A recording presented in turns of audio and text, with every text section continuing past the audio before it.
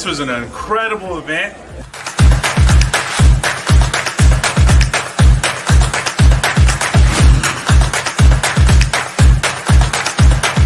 And I highly recommend Roofer.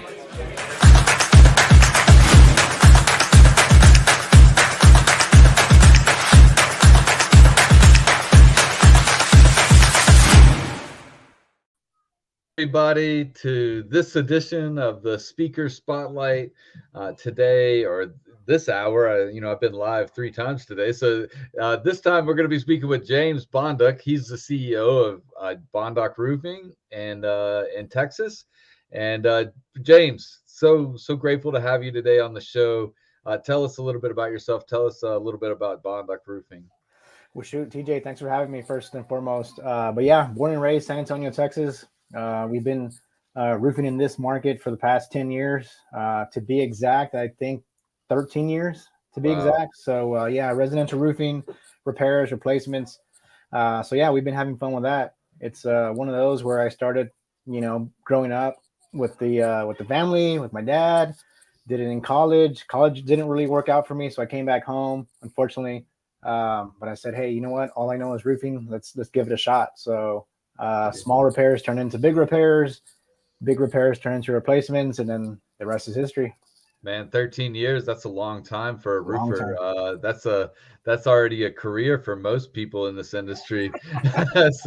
so congratulations on you on making it that long. Sure. Tell us, give us a piece of advice to make it last that long like you have. Shoot, a piece of advice. Where do I start and how much time do I have? Well, let's see, 20, 25 minutes or so. Yeah. So there's no like silver bullet, but if I were to say something, obviously, man, you got to hire the right people. Yeah. The right people. That's where it starts. The right people, having them in the right seats. And then from there, that's where you build your foundation. And then from there you go up, but it's all in the people. Yeah. Do you have your own crews, or do you subcontract them? We use subcontractors, subcontractors for repairs, subcontractors for replacements, but the support team, sales guys, project managers, we're all in-house. We're all W-2. Nice, man. That's great to hear. Yeah, you don't usually hear that in a storm market like San Antonio. I mean, you guys have been a storm market. I was just talking with Eric Villarreal. The Austin storm just happened, and San Antonio had one earlier this year, and you guys got plenty of work, it sounds like. What's something that you like to do outside of doing some roofing work? Good question.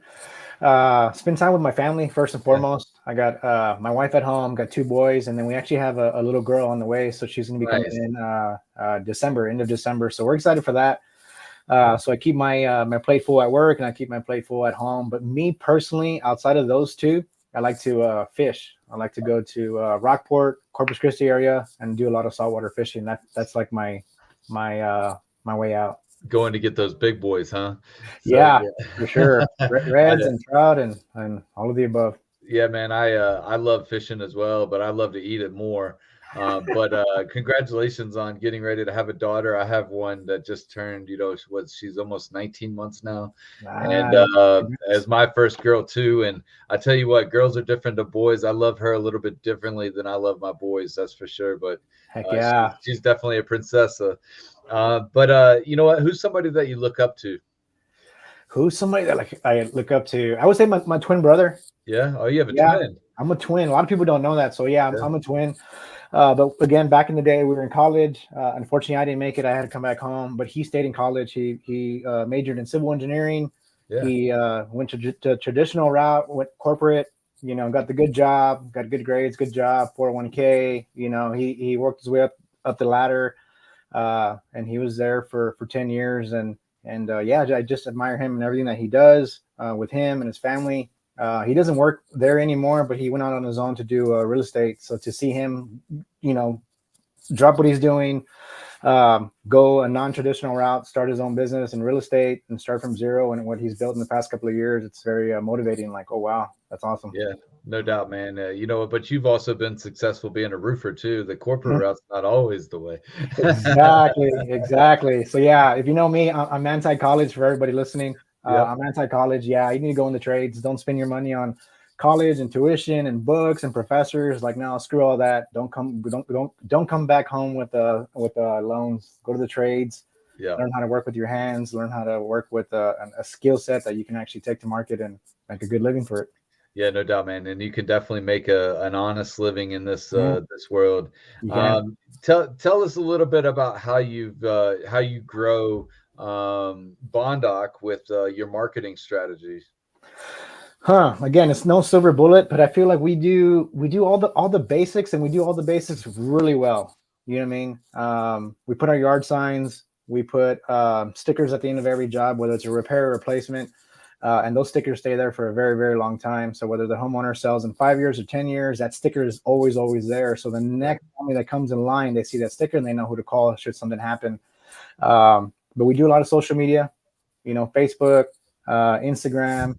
We do a lot of letters, pay-per-click, Google. I mean, we do all of the above, but we do it very aggressively, and we do it consistently over a 10-year period of time. And that's where I feel like our success comes from, because we're just relentless when it comes to all the little things that burn people out. We just grind.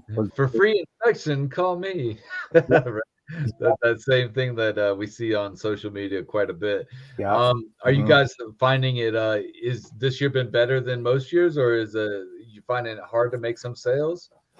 Okay, so going back to last year, we had a rough year. I mean, it was dry in San Antonio. Nothing was happening. I mean, it almost felt like a switch turned off to where no one was buying. I mean, we were selling a lot of $200 repairs just to kind of, keep the cash flow coming in. But it was a crappy year, unfortunately. Yeah, same. But yeah, exactly. But we actually learned a lot. We saw a lot, and it actually put us to the test. We went from having over 20 employees at the beginning of the year, and we cut our team in half by December. So we saw a lot. We tried a lot of things here and there. Some worked, some didn't. So starting out this year, I mean, we were ready. I mean, I feel like last year we got beat up so much, where this year we actually knocked it out of the park. So we're having a record-breaking year for top line revenue, and also for net. We're always looking at our net, obviously to have good margins, double-digit margins. And it's been freaking awesome, a freaking killer year. And then that storm in Austin happening in September. Wow. Christmas present. Exactly. Like, oh shoot, we'll take it. So yeah, I got some guys up there. We typically don't storm chase, but I mean, in September, an hour and a half away, shoot, we're like, let's go have some fun.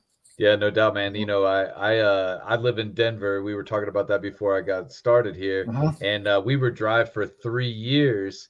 And it became almost a retail market until we had 7 hailstorms this year. Oh, shoot. So, there's so much hail here in Colorado for the next 2 years. We call it a 2-year storm. But shout out to you guys for making it through the storm itself, of not having any hail. I know San Antonio sometimes gets missed, and all the other Dallas, Austin, Houston, everywhere else where it hails big.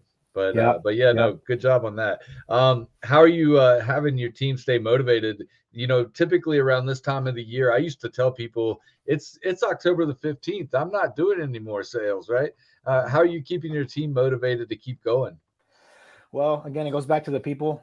When we bring on new talent, new people, I mean, we're looking for people that have a happy demeanor, that are happy people at work, happy people at home, and that are just overall just highly motivated. You know what I mean? That we don't have anchors on our team. If we do, we just shake hands and part ways. But for the most part, we have a team that just likes to show up to work. We have a good time, we have fun, and then also too, we have metrics within our company, whether it's KPIs, revenue goals, lead count. Like, we all have metrics throughout the year, so it's just not, hey, it's the off season, let's shut it down.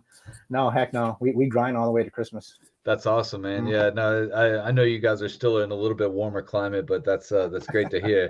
How do you guys educate your team? Anything special that you do for them, or do you just do on the job training?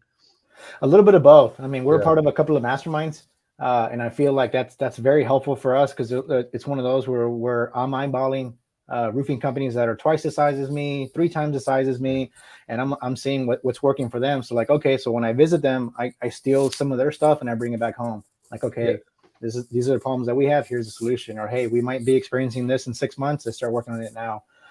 So we do a lot of that. And then also too, again, back to the whole people aspect. Our company, we have a lot of people that are solution based minded. So we have a solution, we'll come to the table, whether it's the sales department or the production department or the managers as a whole. We always come to the table and troubleshoot the problem. Okay, how can we do better? why did this happen? Who's that fault? You know what I mean? Right. Not that they're in trouble, but okay, how do we make sure that doesn't happen again? And then just training, writing the SOPs, keeping them stored in a safe place. So if we ever replace that person or we bring on a new person, we can onboard them, in a matter of weeks. Nice, man. Yeah, that's great to hear. Document, right? You have to. That's the only way to go. Yeah. No doubt. How has technology affected your roofing business over the past 13 years? Shoot. I mean, it's impacted us in a good way. Yeah. Again, it's one of those where you're either gonna adapt or die. Yeah. So we feel like, using drones, using the latest and greatest apps to help us do more with less. I mean, it's impacted us in a good way, way, and we like it. And then again, it's either you're gonna adapt or you're not. So right, adapt or die. Pick your poison. Yeah, right. I work in technology. No, you do that, but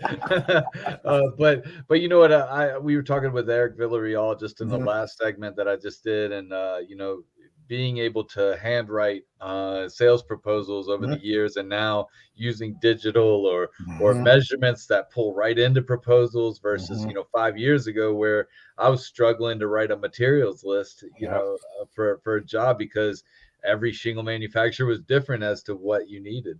But it's so great with templates and CRMs and other, company cam and Yeah, those are the good old days. I remember when we used to hand measure. We used to get up on the roof. iPads never existed. Drones didn't exist. I mean, those were the good old days. We used to, hammer with a hammer. Now we got nail guns. So the industry has definitely changed. Yeah, no doubt, man. Let me ask you this: what's next for your company? What do you guys see happening over the next year and the next couple of years? Shoot, well, we're pushing for growth. That's not a secret. I always feel like we're trying to do more with less. A little bit less people, but lean on technology and cover more ground. I feel like San Antonio and surrounding, that's our home turf. But we're looking to expand just a little bit more. And with this hailstorm going to Austin, now we're kind of extending our horizon. So I would say just covering more territory with a bigger team, a better management team, a bigger management team. Just looking to pack a punch in our brand. Well, man, this this has been a great talk today. I'm wondering if you could give us a piece of advice that maybe you can give to somebody who's out there struggling in the roofing industry, and also somebody who might want to own a roofing business. I would say so many things I can touch on, but this is not the most popular advice, but I would go after repairs. Repairs. And again, that was my formula, 10, 15 years ago, starting out, just kind of doing, one repair a week and then 2 repairs a week. And before you know it, today we're doing like 50 to 60 repairs a month. Wow. So I would highly recommend repairs because it's a small ticket item. Homeowners are willing to spend a couple $100 and 10, 15, 20 grand. And then from there, you just spread your word, your brand, and that's where you get your teeth cut to know how to talk to customers, bid, and before you know it, your repairs turn into bigger repairs, and your big repairs turn into replacements. So it is a slow build, but unless you got investors, and unless you got deep pockets to like start dishing out for company trucks and branding and website and billboards, I mean, just start with the basic fundamentals, and you go from there. Yeah, no doubt, man. Well, thank you so much for being here today. Don't go anywhere just yet. But James Bondoc, the CEO of Bondoc Roofing, will be one of our speakers in San Antonio coming up in a few weeks. And if you want to see him live, as well as Eric Villarreal, Gennaro Montalago, you'll have Benjamin Tiger there, Elizabeth Calzadilla, myself, Pete McKendrick, and then our keynote speaker, Bob Marsh, who everybody's been just absolutely in love with. He's a great speaker. It's a fun event. Starts at 11 o'clock in the morning, goes till about 5. It's only 6 hours long, but we pack a whole lot of information in there. You could go right there at the bottom of the screen. It says, get your tickets now at roofer.com/rise. Roofer, ROOFR.com/rise. And we'll look forward to seeing everybody there. James, anything before we cut out today? No. If you see me at the conference, pull me aside. Let's talk shop, switch numbers, and let's hang out. I'm always looking to meet new people and talk about roofing. Awesome, man. Well, yeah, no doubt. Hold on 1 second for me, all right?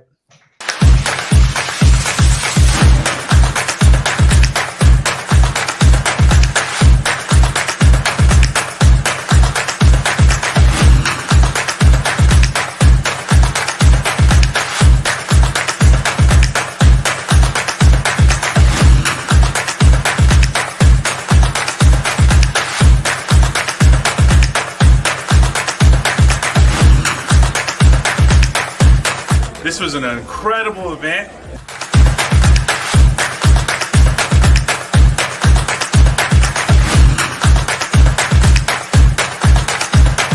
And I highly recommend Roofer.